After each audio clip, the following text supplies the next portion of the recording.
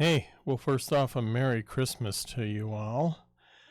And we're finally releasing all the stuff that we got for this AA02 project, which includes schematics, source code, circuit boards, Gerber files, all that cool stuff. So I'll walk you through some of it. First off, we're going to show you kind of how to build it, I guess. The easiest thing to do is get these connectors.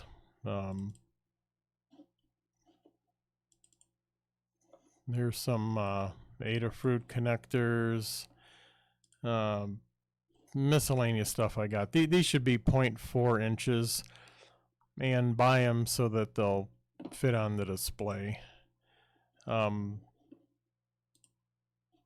So what I did is I put them across here, and then there was some left over, or actually I put them on each one. There was some left over, and you can see this is two of them because this spacing is not a normal 0.1 center spacing. It skips like 1.55 or something. And so I put these on there, and I took a little coping saw, and you can sacrifice a pin, or build a fire outside, sacrifice a pin. And maybe you don't want to sacrifice a pin, then you can just carefully cut in between there with a Ginsu knife, any kind of wire cutters or whatever. But I think it's just easier to throw away a pin. And put that on each one of these. Turn this upside down. And solder on the back of these connectors. So I soldered on my display first, and then I went to the opposite side of the board, which is that's the ESP top. Let's see, where are we here? So then I went to that side of the board and just soldered in those connectors, and I put all the capacitors in, all the resistors. All the resistors are 10K except the 2.7K pull-up resistors on the I2C that are underneath this. And here, these are matching resistors, all right? So this is where you're going to need to get a 10K and another 10K that are matched. So you'll need like a 16-digit ohm meter, and you'll be able to see like 10,000.0000. You want to get it to a small fraction of an ohm, 0.001 ohms or something like that. No, I'm just kidding. Just kidding. Relax. Okay, you can use your 3.5, 4-digit ohm meter. I just don't want to have, this one 10% on one side and this one 10% on the other side, because this is a voltage divider. So mine are like within 20, 30 ohms of each other, anything. And, as long as you're not way off 10%, like a kilo ohm. And this divides the voltage in half from the 3.7 lithium battery, the LiPo battery, and then here this goes into the 3.3 volt analog to digital converter. So we measure half the voltage, and that's how we kind of average the noise out and give you the battery life. And everything's everything's a 0.1 microfarad or something, and then I think C4 is the only one that's marked 10 microfarads. So this was supposed to do that breakout board. We haven't done anything with the, well, we've done something, but we were not finished with the 3D printing, Fusion 360, ViaCAD, Blender. We're not sure where we're going with that stuff. And these are male connectors because you want the battery voltage to be female, so you're not shorting stuff around, and you got ground here, and everything else is isolated, so the plastic box will take care of that stuff. On the other side of this, on the display side, basically you your encoder, Adafruit encoder, and the Adafruit knob. If you don't use an Adafruit encoder, Bob has a bunch of encoders off of eBay, and they're backwards, okay? So at that point, you can say /encoder equals -6. Right now it's dividing by 6, so you get a little more geared down feel to it. So /encoder equals 6 on the serial port or Bluetooth or however you want to enter that value. And if you do a negative value, it'll work with the counterclockwise encoders. All right.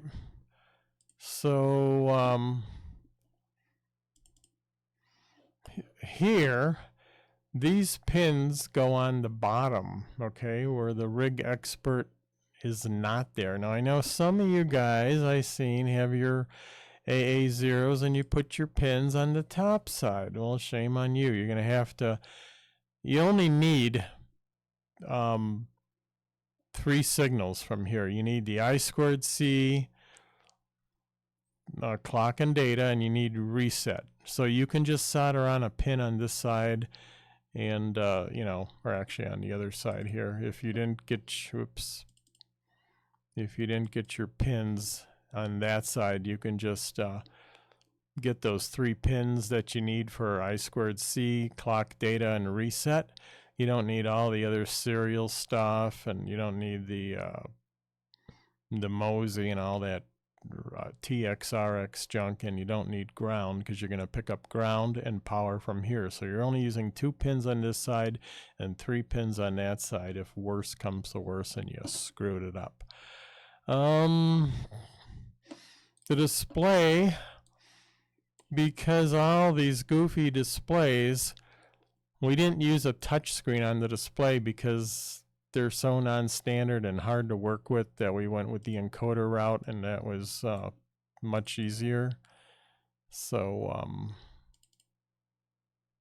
you want to make sure your display is the right one. It's uses the Adafruit library. You can buy this from Adafruit or Amazon or wherever. Hopefully you'll support Adafruit because she does the nice libraries. Here's a kit of stuff that I bought. I'm using this big battery from Adafruit. I also can use the little one. The connectors, the standard breakout USB, and the Adafruit encoder with the knob. There's the Adafruit encoder with the knob on it. And I think the knob comes with it. I don't know. I bought extra knobs. I just got like a pile of parts anyway. So yeah, there's barcode and all the stuff. And what it looks like on the opposite side of the board and the SMA connector. And what it looks like put together. And all the parts that are separated that plug in, and this is the laser distance measuring, so you can calibrate that of how far that is from the box. We're still working on a box. Bob's working on that. So the nice thing I'll tell you about first, I'll tell you that Ziltech, if you're into 3D printing, has I'm an affiliate, and you can get a discount by using my affiliate code for Ziltech. And you can also, what was I going to say? I forgot. So you can get the affiliate Ziltech code, and then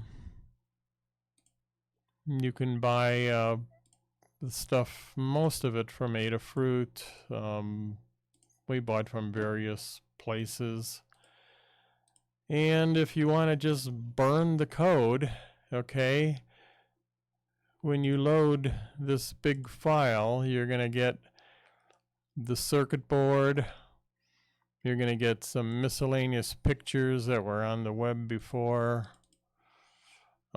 Make sure your ESP32 is a Verum, because this is the ESP32 here.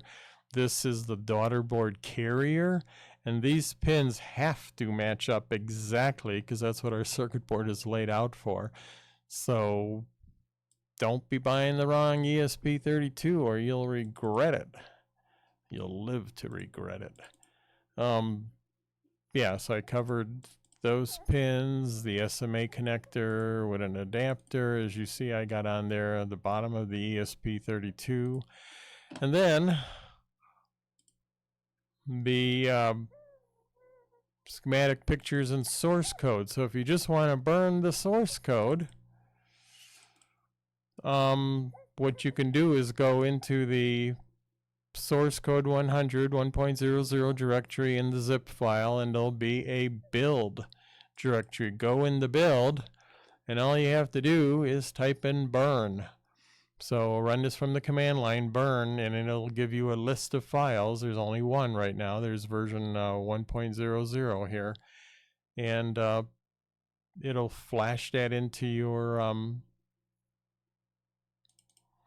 ESP32. So this is our December 16 version 1.00 initial release.